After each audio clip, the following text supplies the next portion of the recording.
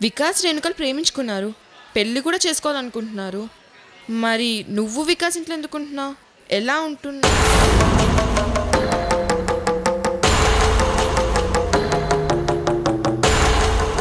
మళ్ళీ మొన్నొకసారి సాగర్ కలిసి నువ్వు వికాస్తో ఇంట్లో లేవని చెప్పాడు. అతను ముందు అలా ఎందుకు చెప్పాడో, తర్వాత ఇలా ఎందుకు చెప్పాడో అంతా కన్ఫ్యూజన్గా ఉంది నాకు. ఇంతకీ ఇప్పుడు నువ్వు వికాస్ ఇంట్లో ఉంటున్నావా లేదా? వికాస్ ఇంట్లో నేనెందుకుంటాను? వికాస్ ఇంట్లో లేకపోతే మరి సాగర్ దగ్గరే ఉండుంటావు, అవునా? లేదు. వికాస్ ఇంట్లో లేక సాగర్ దగ్గర లేక మరైతే ఇప్పుడు ఎక్కడుంటున్నావు? ఏదైనా హాస్టల్లో ఉంటున్నావా? అవును, హాస్టల్లోనే ఉంటున్నాను. హాస్టల్లోనా? ఏ హాస్టల్? ఎక్కడా హాస్టల్? ఏ హాస్టల్ అయితే నీకేంటి? అసలు నేను ఎక్కడుంటే నీకేంటి? అయినా నేనేమైపోతే నీకేంటి? అసలు నా వివరాలతో నీకు పనేంటి? ఏంటి అలా అంటున్నావు? నువ్వెంతైనా నా ఫ్రెండ్వే కదా, ఒకే రూమ్లో కలుసున్నాం కదా, అందుకే అలా అడిగాను. ఫ్రెండా? ఫ్రెండ్ అనే పదానికి సరైన అర్థం తెలుసా నీకు?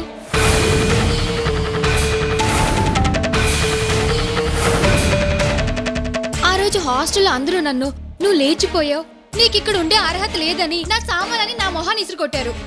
మేడం, అమృత అలాంటిది కాదని ఒక్క మాటన్నా చెప్పావా నువ్వు? లేదు, హాస్టల్లో అందరికీ అమృత మాత్రమే తెలుసు, కానీ నీకు నా మనసు ఏంటో కూడా తెలుసు. నువ్వు కూడా అందరిలాగే నన్ను అపార్థం చేసుకుని చీకొట్టావు. ఆ రోజు స్టూడెంట్స్ వార్డెన్ నన్ను అపార్థం చేసుకున్నందుకు కాదే, సుబ్బలక్ష్మి కూడా నన్ను అర్థం చేసుకోలేకపోయిందని ఏడ్చాను. తలుచుకుంటుంటే నాకు ఇప్పటికీ ఏడుపు వస్తుంది.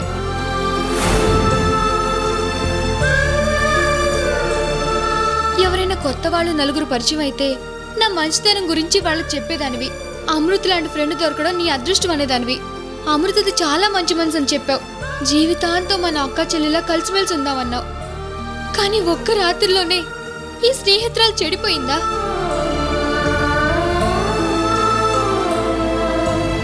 అసలు ఆ రోజు నన్ను అవమానించడానికి నీకు మనసు ఎలా వచ్చిందే? నా మనసు బాధపడే మాటలు ఎన్ని మాట్లాడావు సుబ్బలక్ష్మి?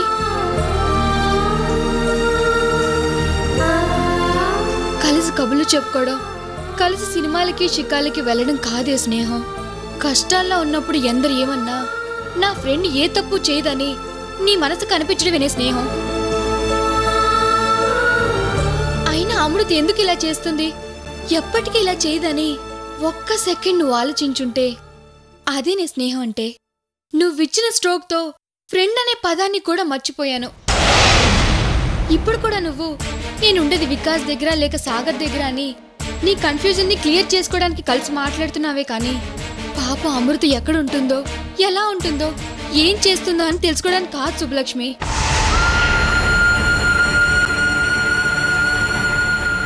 అయినా ఇప్పుడు నీలాంటి ఫ్రెండ్ నాకు అవసరం లేదు.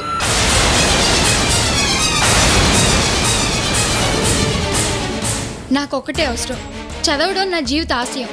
బాగా చదువుకొని మా నాన్న ఆశయం నెరవేర్చాలి. ఇంకెప్పుడు నా విషయంలో జోక్యం చేసుకోకు. అది కాదే అమృత, అసలు ఇప్పుడు నువ్వు ఎక్కడుంటున్నావో ప్లీజ్. ఇంకా నన్నేం అడక్కు, వదిలే.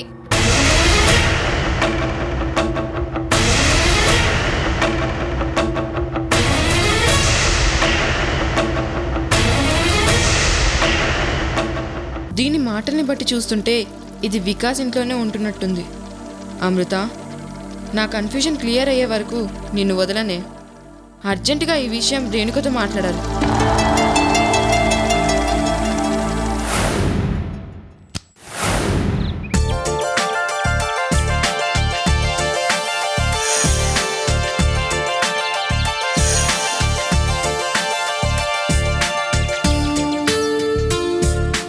మమ్మీ, మీరు కూడా రండి, షటిల్ ఆడదాం. నాకు ఇంట్రెస్ట్ లేదమ్మా. నానా మీరైనా రండి. నాకు తెలిసిన ఒకే ఒక ఇండోర్ గేమ్ ప్యాకాట్రా. మనం ఈ అవుట్డోర్ గేమ్స్ ఆడాం, మీరు వెళ్ళి సింగిల్స్ ఆడుకోండి. కమ్.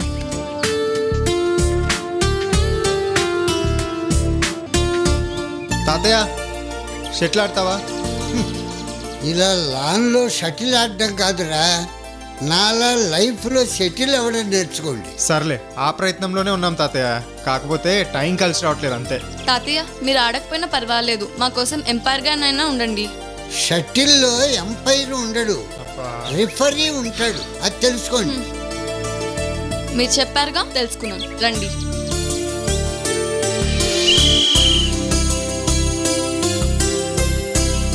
ఫౌల్.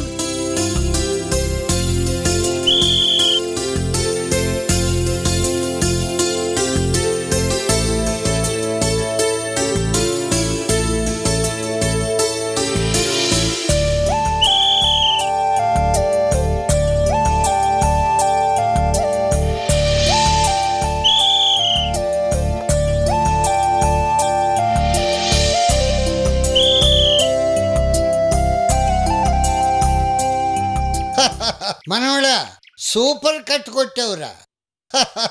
మనవరాలా మీ అన్నయ్య పాయింట్లు 10. ఇప్పుడు చూడు తాతయ్య. సూపర్ కట్, ఇద్దరికి చెరో 10. థ్యాంక్ యూ తాతయ్య.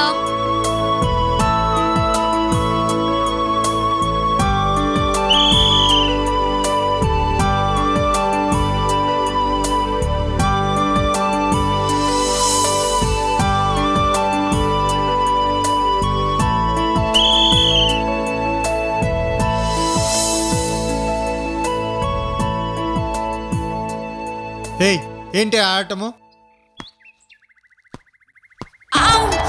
అరే ఏమైందో మనవరాలా? కాల్ బెనికింది తాతయ్య. నిజంగానా? అవును తాతయ్య, సారీ, నేను డ్రాప్ అవుతున్నాను. ఇదంతా యాక్టింగ్ తాతయ్య. ఓడిపోతుందని దాని భయం.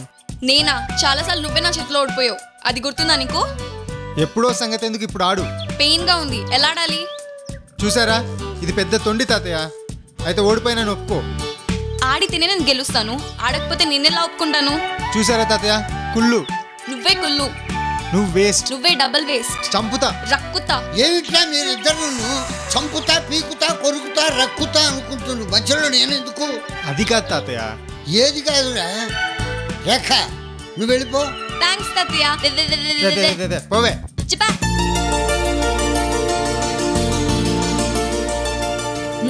షో డబ్బులు తీయండి.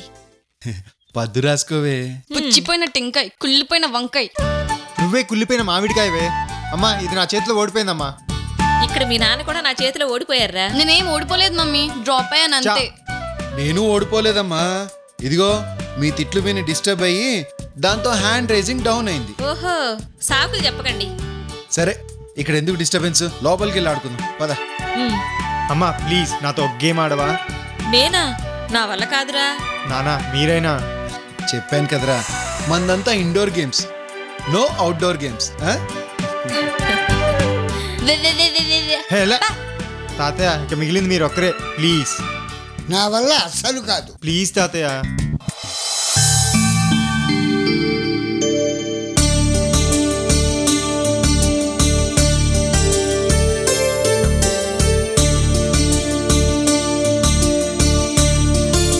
అమ్మా అమృత,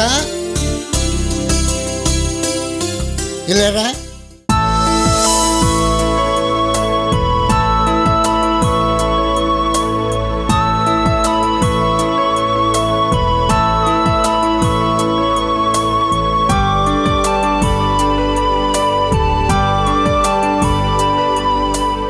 హాయ్. హాయ్. ఏంటి తాతయ్య? నా బదులు అమృత ఆడుతుందిరా. సారీ తాతయ్య, నేను ఆడను. ఓ, అసలు షటిల్ ఆడడం రాదేమో తాతయ్య. ఏమ్మా రాదా? వచ్చు తాతయ్య. మరైతే ఇంకే? ఓడిపోతుందని భయమేమో తాతయ్య. చూసావా ఎంత మాట అన్నాడు? ఇంకేం మాట్లాడకు, నా బదులు నువ్వు ఆడుతున్నావు అంతే. అది కాదు తాతయ్య. చూడమ్మా, ఎప్పుడు పుస్తకాలేనా? అప్పుడప్పుడు గేమ్స్ కూడా ఆడాలి, అప్పుడే ఉత్సాహంగా ఉంటావు. పద.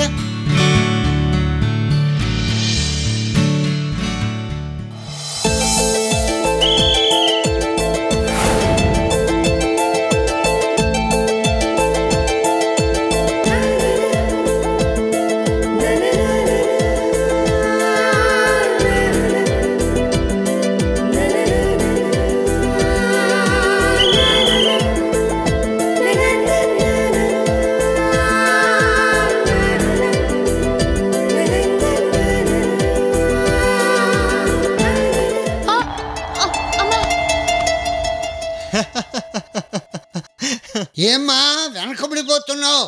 కమాన్. ఇప్పుడు ఆడతాను తాతయ్య.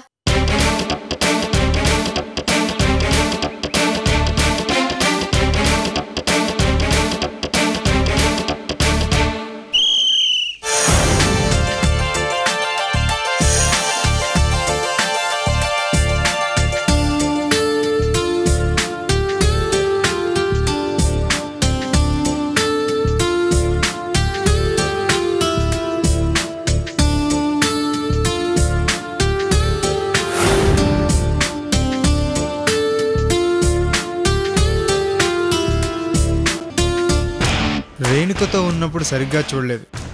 Not bad. తనలో ఎక్కడో ఏదో మ్యాజిక్ ఉంది.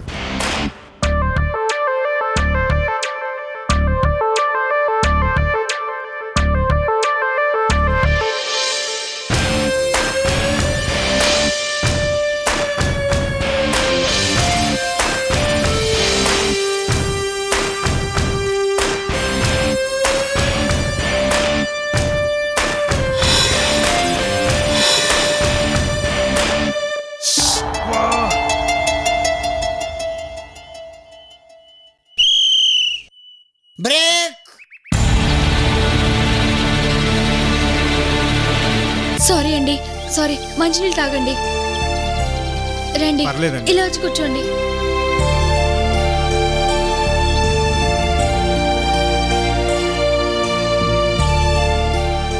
సారీ అండి, గట్టిగా తగిలిందా? నోనో, తగలేదు. ఏంటి చాలా ప్రొఫెషనల్గా ఆడుతున్నారు? చిన్నప్పుడు నాకు ఇష్టమైన గేమ్ అండి. బాగా ప్రాక్టీస్ చేసేదాన్ని. షటిల్లో నేను డిస్ట్రిక్ట్ ఛాంపియన్ని. ఓ నైస్. ఇద్దరు చూడముచ్చటగా మేడ్ ఫర్ ఈచ్ అదర్లా ఉన్నారు. అమృతలాంటి అమ్మాయి భార్యగా వస్తే వీడి జీవితమే బాగుపడుతుంది.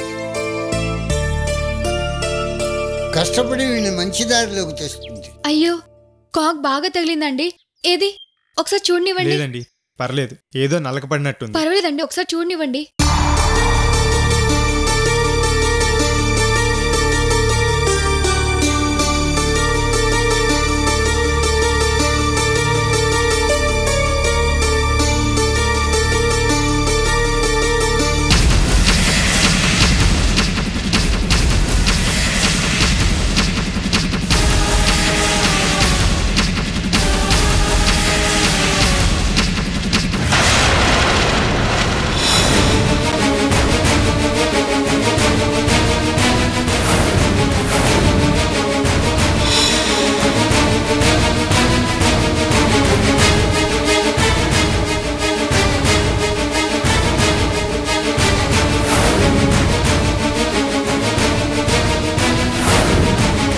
ఏమండి అటు చూడండి.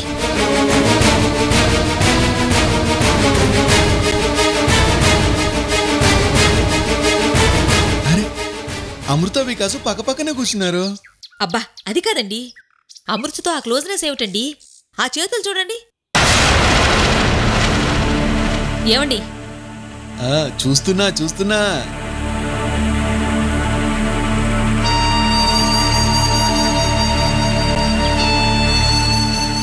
చిచ్చి, నేను చూడలేనండి. ఇలా బరి తెగించింది ఏమిటండి? బానో, నువ్వు మరీ అలా సెన్సార్ మెంబర్లా ఫీల్ ఓకే. కర్మ కర్మ, ఆ మాత్రం తెలియదా మీకు? తెలియదే. అయ్యో, ఆడపిల్ల అలా క్లోజ్గా మాట్లాడుతుందంటే అర్థమేంటి? ఏంటి అర్థం? తిక్క శంకరయ్యలా ఉన్నారు. అది వికాస్ని ముగ్గులోకి దింపుతుందండి. ఊరుకోవే, కంట్లో ఏదో పడుంటుంది, చూస్తోంది. వాడి కంట్లో పడాలని చూస్తుందేమో, ఎవరికి తెలుసండి? అవునా? వాడితో ఇలా రోజు సింగిల్గా షటిల్ ఆడుతూ ఏదో ఒక రోజు సెటిల్ అవుతుంది. వాడు రేణుకని మరిచిపోయి అమృత వెనకాల పడతాడు. మీ కొడుకు సంగతి తెలీదా ఏమిటి? అమ్మో, 100 కోట్లు పోయేలా ఉన్నాయి. అదేదో సామెత చెప్పింది. మీరు సామెతలు చెబుతూ కూర్చుంటే అసలు కథ ఎక్కడికో వెళ్ళిపోతుంది. మీరుండండి. బానో, మావయ్య, ఏది ఆ విజిల్ ఎలా ఇవ్వండి. బ్రేక్ అమ్మా. బ్రేక్ సంగతి తర్వాత నాన్న, అక్కడ హార్ట్ బ్రేక్స్. ఏమిటి? ఏం లేదు నాన్న, మీరు వెళ్ళి రెస్ట్ తీసుకోండి. విజిల్ ఇలా ఇవ్వండి మావయ్య. ఉమ్,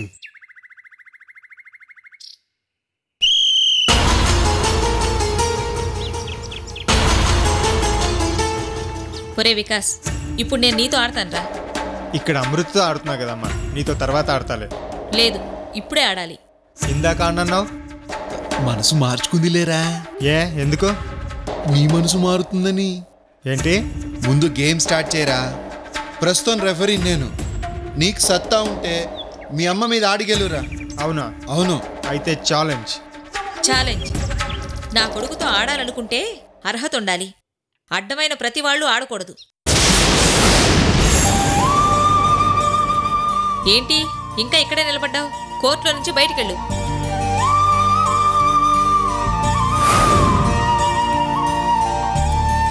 ఆగో.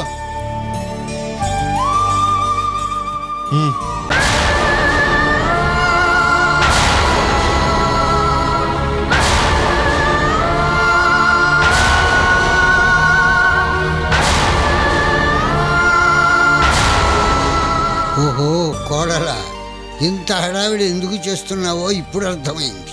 అమృత వికాస్ ఇద్దరూ కలిసి ఆడుకుంటుంటే ఏదో జరుగుతుందని ఊహించుకుని వచ్చావన్నమాట. బానో,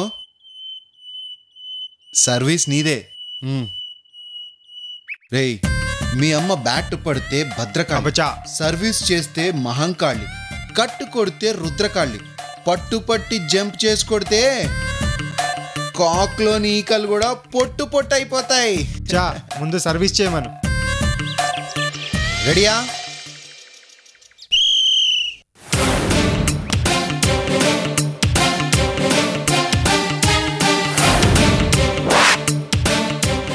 కమాన్ బాను, జంప్.